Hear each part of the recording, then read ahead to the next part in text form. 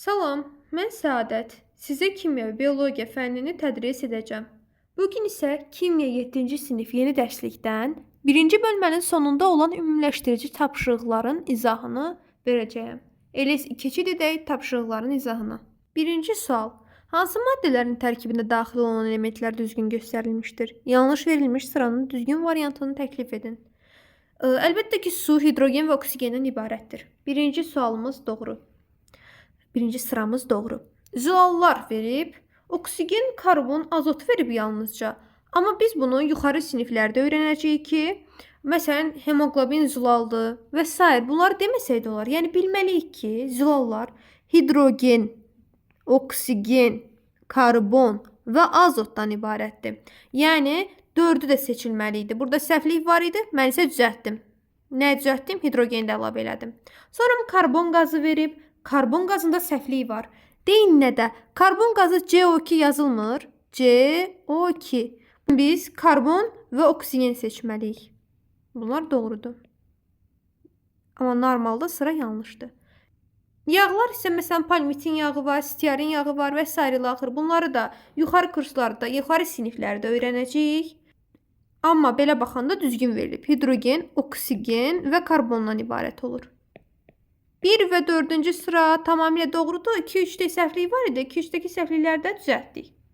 İkinci sual. Eylervi diaqramına uyğun ifadələri müəyyən edin. Alüminium verib, qrafit verib. Alüminium metaldır, qrafit isə qeyri-metaldır. Qrafit həmçinin karbonun alotropik şəkil dəyişməsidir. Xatırladığınız əsasən. Deməli, alüminium, ümumiyyətlə gedək sırayla baxaq. Bu rəqəmlərə əsasən baxaq. Verib birinci, karandaşların hazırlanmasında istifadə olunan qrafitdir. Plastikdir, alüminium çünki metaldır. Karbonun alotropik şəkil dəyişməsidir dedim. Hansı idi? Qrafit idi. Qrafitin altından yazıram. Elektrik cəryanını keçirir hər ikisi. Bilirdik ki, qrafit də elektrik cəryanını keçirir. Alüminium da metal olduğuna görə keçirir. Üçüncü sualımız uyğunluğu müəyyən edin. Qeyri-metalların tətbiq sahələri və qeyri-metalları verib. Tibdə nələrdən istifadə olunur? Yanacaq kimi nədən? İçməli suyun dezinfeksiyasında nədən istifadə olunur? Verib bizdə oksigen, hidrogen, yod, xlor. Tibdə istifadə olunur oksigen. Sonra hidrogen harda istifadə olunar? Yanacaq kimi hidrogen istifadə olunar. Sonra yod tibdə istifadə olunar. İçməli suyun dezinfeksiyasında isə xlordan istifadə olunur. 1 A, C, 2 B, 3 D.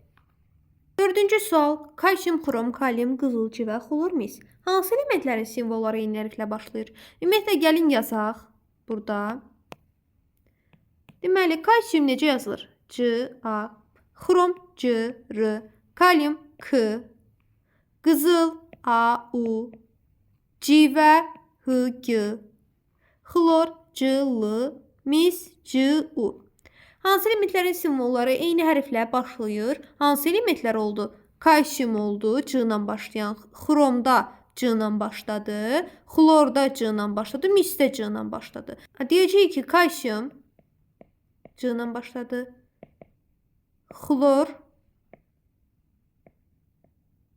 xrom və mis. Nə üçün adları fərqli hərflə başlayan bəzi elementlərin simvolu eyni hərflə başlayır? Səbəbi isə bunların latın dilindən gəlməsi ilə əlaqəlidir. Yəni, bunlar sadəcə tarixə əsaslanır. Latın dilindən götürülməsinə əsaslanır. 5-ci sual. Hansı hallarda metallar və qeyri-metallar üçün xassələr düzgün işarələnmişdir? Birinci halda plastikdir verib, metala işarə qoyub. Bu doğrudur. İkinci halda əsasən elektriki keçirmir. Verib qeyri-metala. Bəli, doğrudur. Üçüncü halda kövrəkdir deyir.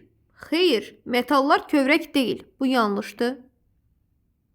Bura qeyri-metallara yazmalıydı bunu. Bu yanlışdır. Üçüncüsü yanlışdır. İstiliyi yaxşı keçirir. İstiliyi yaxşı keçirən səhvdir. İstiliyi yaxşı keçirdən olacaq metallar. İstiliyi və elektriki yaxşı keçirirlər. Metallar. 4-də səhvdir. Adi şəraitdə hər 3 halda olur. Qeyri-metallar doğrudur. Əsasən ərintilərdən istifadə olunur. Metallar doğrudur. Deməli, Ətraflı bir sualdır.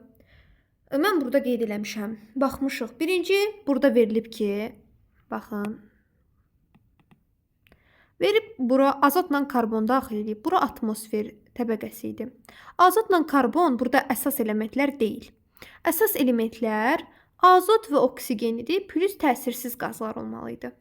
Burada karbonu səhv veriblər. Ona görə mən təzədən yazdım ki, N2O2 azotdan 78%, oksigenden 21% yazdım.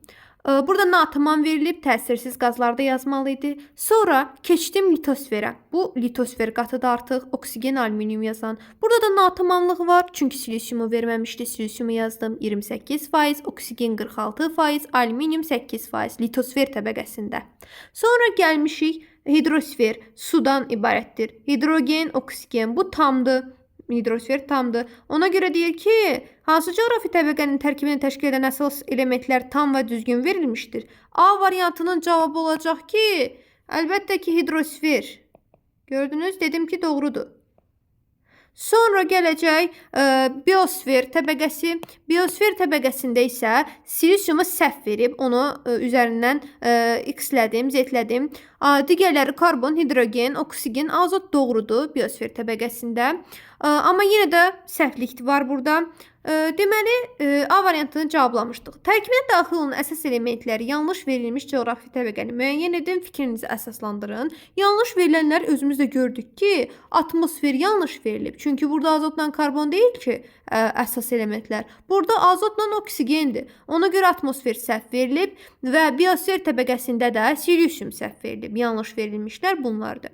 Əsaslandırmada danışarkən izah elədim. Sonra tərkibinə daxil olan əsas elementləri natamam verilmiş coğrafi təbəqəni müəyyən edin. Bu elementlərin siyahısını tamamlayın. Hamısını tamamladım, izah elədim. İndi cavab olaraq da qeyd eləmək üçün deyirəm ki, atmosferdə olmalı idi, natamam idi. Nə üçün? Təsirsiz qazlar verilməmişdi. Danışarkən belə dedim. Yazırıq bura indi atmosfer, atmosfer təbəqəsi yəni.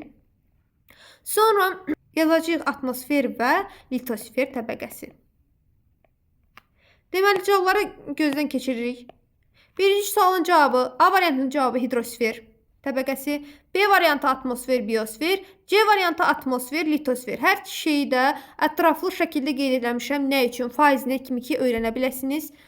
Bu qədər. Ümumiləşdirici tapşırıqlara diqqətlə yanaşın. Çünki hər şey ümumiləşdirilib, verilib. Yəni buna artıq son mərhələdir. Buna diqqət yetirməsəz, GSG-lərdə sizə çətin olacaq. Ən azından buradan baxıb öyrənməyə çalışın. Bugünlük dərsimiz bura qədər. Gələn videolarımızda hansı dərslərin tapşırıqlarının, test nümunələrinin izahını istəyirsinizsə, şərh bölməsində qeyd edə bilərsiniz. Gələn dərslərimizdə görüşənədək sağ olun.